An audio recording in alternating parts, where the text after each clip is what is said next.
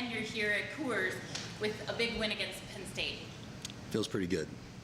Feels pretty good. That's that's why you play the game for matches like that. 5 sets against a top 25 team with the crowd yelling and screaming, and your players playing their best volleyball. So it was a lot of fun.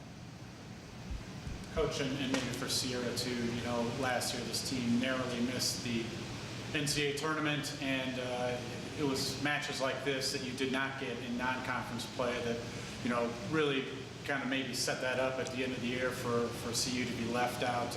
I know there's a long way to go, but what can a real quality win like this do for your resume as the season goes on? Yeah, as far as RPI goes, these are matches, these are opportunities for us, and losses don't hurt us very much, but wins help us a lot. And as you get down towards the end, as they're making decisions, they'll look at, how many top 25, how many top 50 you get, and then head-to-head. So we set ourselves up this year to play a lot of really good competition early, and this is the first step. Hopefully we get some more wins as well, but I can let Cece speak to that as well. You pretty much covered it. Besides just the RPI stuff too, it's always great to play really good competition like that because it's very similar to what we see in the Pac-12 night in, night out. So it's good for us to see that early in the season so we can kind of be seasoned to it by the time we actually get to conference. Maybe for Alexa, tell me about the mindset or what the team talked about going into that 5th set. Obviously you had a chance to close it out and set 4. It didn't happen, but obviously you came out and dominated when you had to in that decisive one.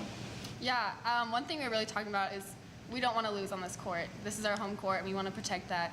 And so just going to that game, we just said we're not going to lose on this court.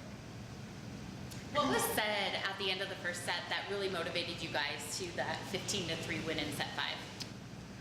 I think we kind of knew that we slipped up, especially at the end, just kind of gave them points here and there that we can't give them, can't give any team. And I think throughout the match we were able to kind of just tie those little errors up and not make those mistakes. And then once we got to the 5th set, it was just pedal to the metal. How big of a boost is this going into another tough matchup tomorrow against Illinois? Well, I tell you what, if we didn't think we were a good team before this, now we know we're a good team, right? And the first weekend was a little up and down in our level of play.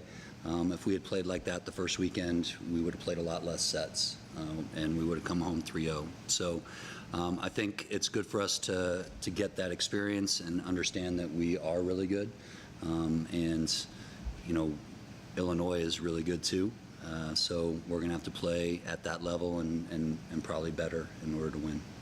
The crowd was really great. How much of a big help was that to you guys, just knowing that the crowd was behind you? It made it a lot of fun. Seeing a lot of people, obviously a ton of us were from the Springs and from Colorado, so that made the crowd a lot bigger, but it's really fun to have that support and people from the community coming out. Coach, earlier this week you sounded confident that Gabby would be back in the lineup, yet you seem uncertain what she'd be able to give you out there. Seemed like she was great. She seemed, gave you a little bit of everything out there.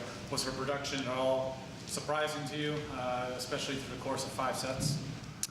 I wouldn't say surprising. She's really good.